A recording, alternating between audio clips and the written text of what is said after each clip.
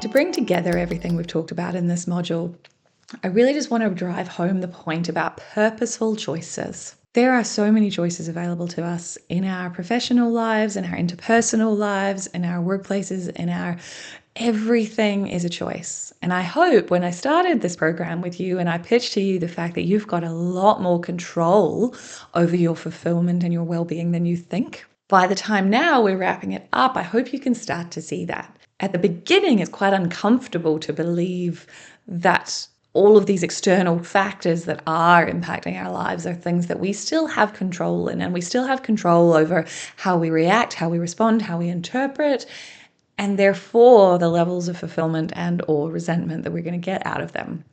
So when we've talked about the choices that you have in your career most recently, but the choices that you have when deciding to have difficult conversations, the choices that you have about how to interpret somebody's intentions, the choices that you have around seeking help behaviors, around how you prioritize your time and well-being, all of those things feels quite overwhelming. There are so many choices. And there's this interesting concept called the paradigm of choice, which suggests that the more choices you have available to you, the less happy you are. Because then for every choice you make and close the door on the option you didn't take, the more opportunity you've got for regret. Okay? So when we are making or acknowledging a potential reality whereby all of this is a choice to experience in a way that doesn't belittle the fact that there are systematic fundamental issues going on, but that we can still control some things within that, the choice to decide that that is true feels quite exhausting. Because then we just constantly, it's on us and it's up to us to have to make these plans. If we can't just go through the default plan in life and just default assume that what our parents told us was successful is true, oh, that's so much mental work. And I get that. So I'm giving you permission to start small, start in one area. But I do want to recap just to really drive home the point that any choice you make that is right for you is right for you. You don't have to live by anyone else's expectations. You don't have to choose the door that leads to always being the problem solver. You don't have to choose to move forward, to have that difficult conversation. That's absolutely fine, but it is important to register that it was a choice. And that as long as you made that choice on purpose, with a full acknowledgement of the opportunity cost of the choice, you're doing fine. Because unfortunately, if we don't acknowledge that it is a choice, then we tend to go with the path of least discomfort, which is usually the default choice, which is how we end up defining our lives by certain things, which is how we end up avoiding conflict and not having the culture that we wanted to work with them. So the choices that are the default usually don't serve us that well. I mean, in many situations they do, but as long as you noticed it happening.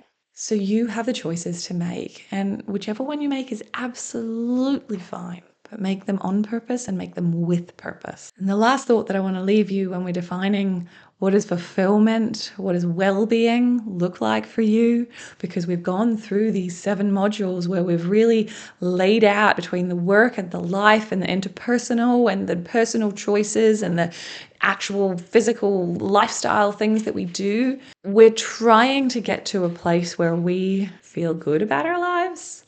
And one of the most sometimes difficult, sometimes uncomfortable, but one of the most important ways that we can start to really decide whether we're happy with the choices that we've made is to think about what your eulogy would look like. If you were asked tomorrow by a reporter to write, your eulogy for the paper for when you die in 20 years' time or 50 years' time, what would you want people to be saying in that eulogy?